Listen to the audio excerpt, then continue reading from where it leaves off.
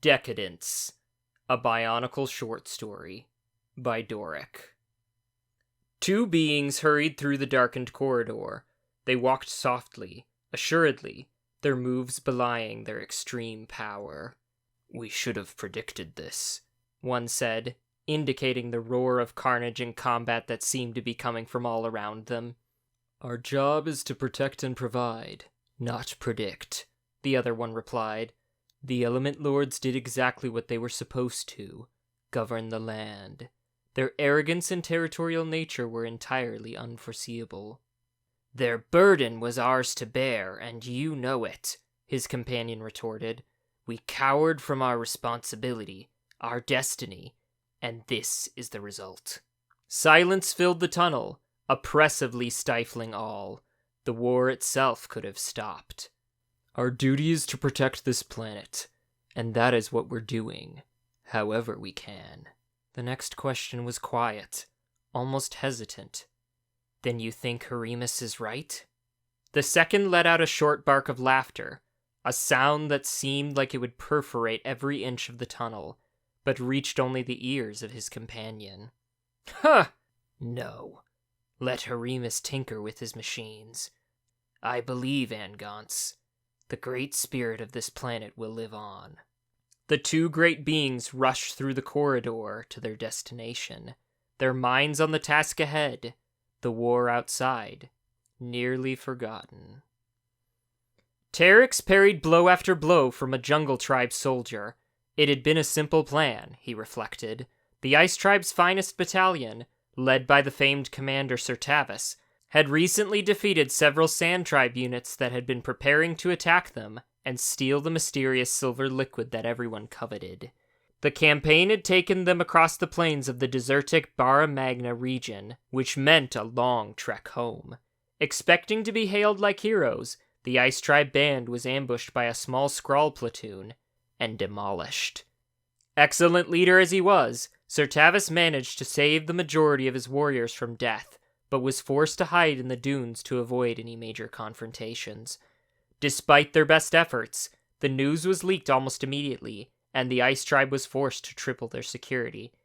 Terex, regarded as one of the most elite warriors of the Water Tribe, was assigned to the unit in charge of taking advantage of the Ice Tribe's absence of power. Not that Terex was happy about that. "It just doesn't make sense," he thought, driving his blades into the joints of two soldiers, crippling them. "Everybody else will be doing the exact same thing. Why not wait until the other tribes have had a shot? They fail, we take advantage of the weakened defenses. They win, we ambush them.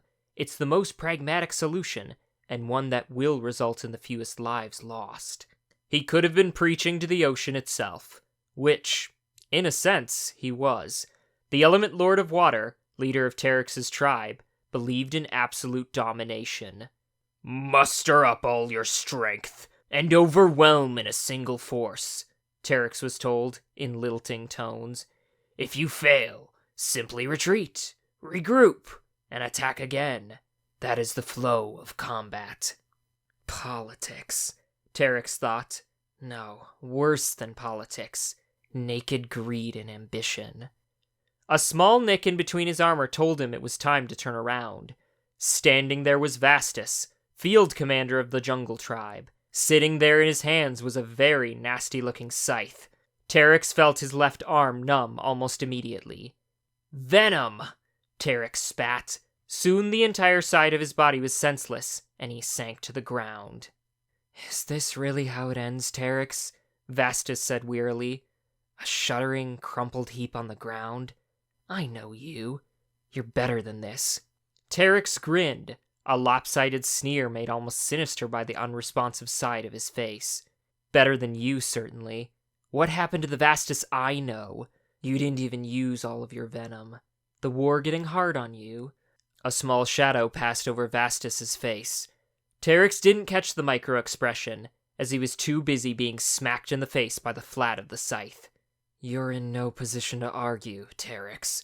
I hold your life in my hands now. What's stopping me from taking it?" Terex attempted to muster up a laugh, but it only emerged as a gurgle. "You would have killed me long ago if I didn't have something you need. His expression softened a little. "Enemies as we are, please.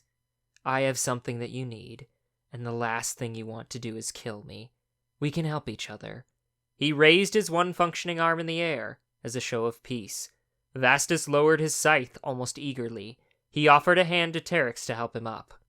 "So," Terex mumbled, propped up by the jungle commander, "how about an antidote?" Vastus laughed.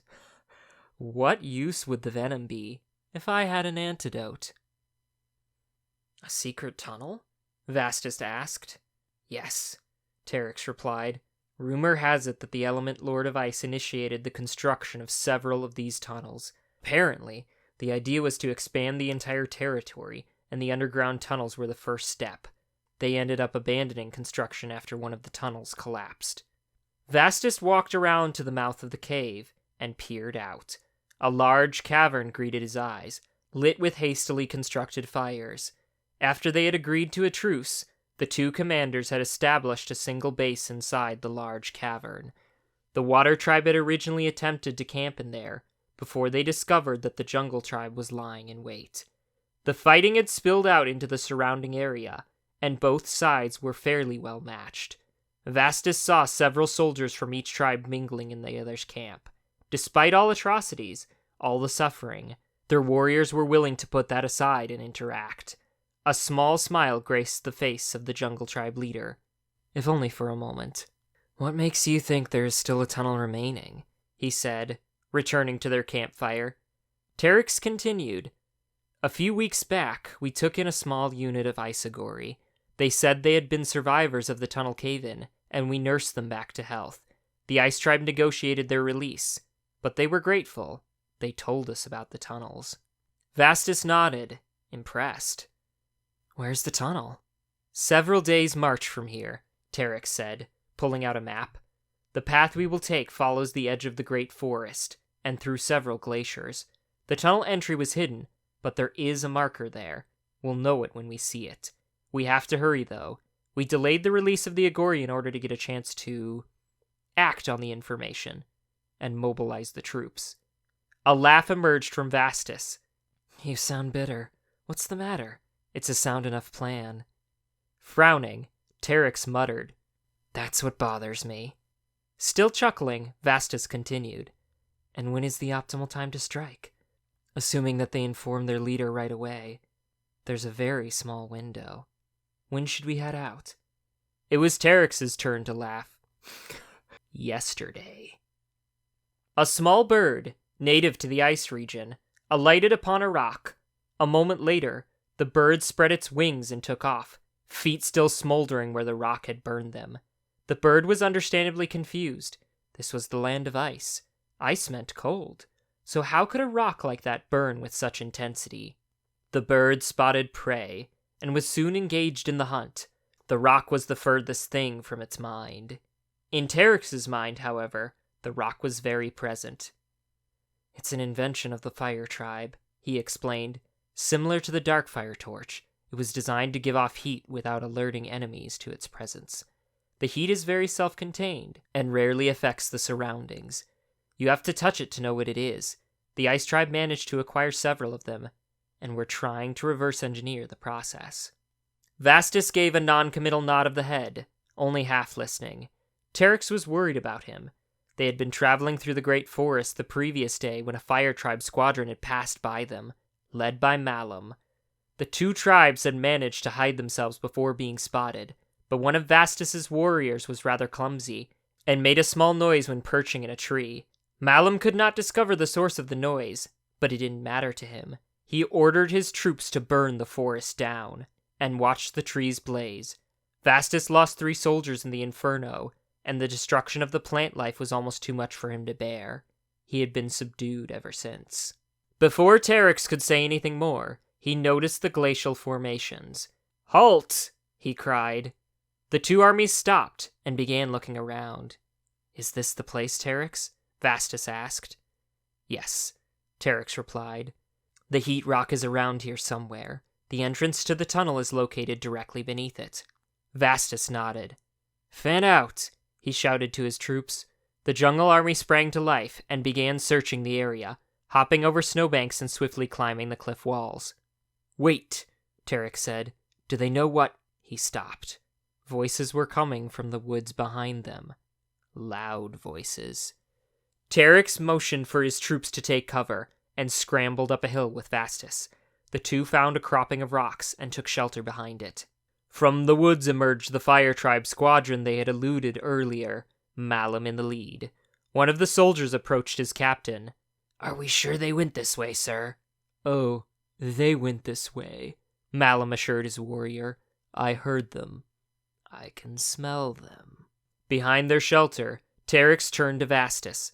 "What do we—" Vastus silenced him. He then held up one of Terex's blades. Surprised, Terex reached behind him and only found his other blade. Vastus backed up to a small space in the rock. He raised the blade.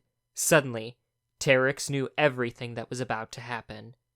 "Don't do it," Terex said. "Please." A sad smile appeared on Vastus's face. "Sorry," he said. Then he brought the blade down.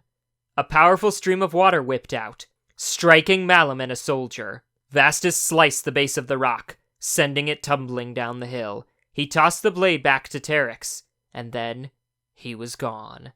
Malum sprung back to his feet, sword at the ready. He saw Terex standing there, blade in his hands. His fingers tightened around the hilt of his weapon.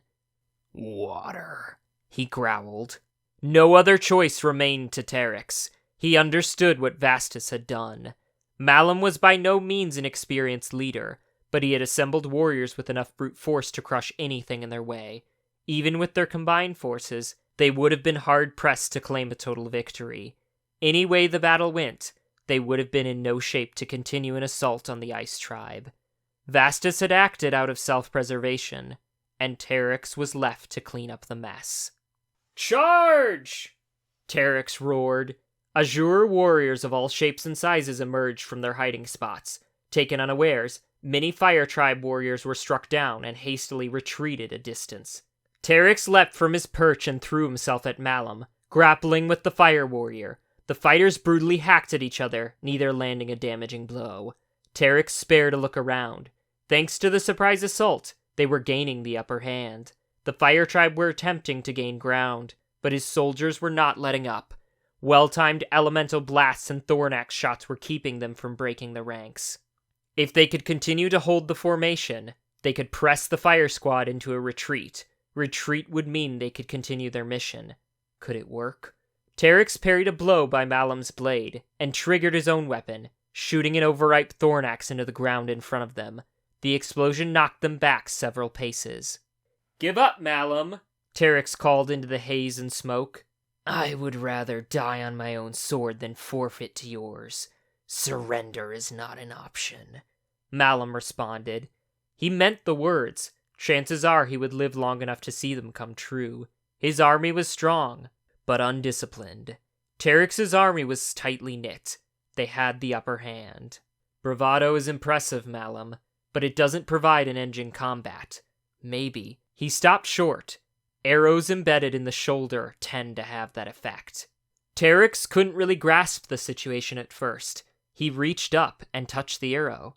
It looked real. It felt real. The pain hadn't come yet, but it would. Probably. Should he pull it out? No. That would be even worse.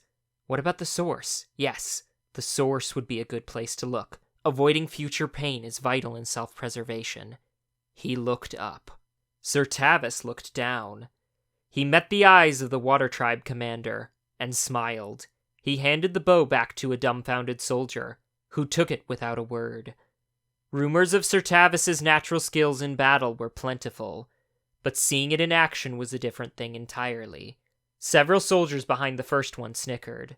This one was new to the squadron, and had yet to see the commander display all his skills and weapons proficiency. A simple shot from a bow had left him speechless. "Amazing shot, sir. Why didn't you go for a more damaging blow?" "The idea is not to kill, but to avoid being killed," Sir Tavis replied. "If we can force them to retreat, it conserves the energy. We can't afford a full battle. Not yet. It took us a long time to reach here. We need to keep moving. Down below, Malum had also tracked the arrow to its source, Sir Tavis, the legendary warrior, master of every known weapon.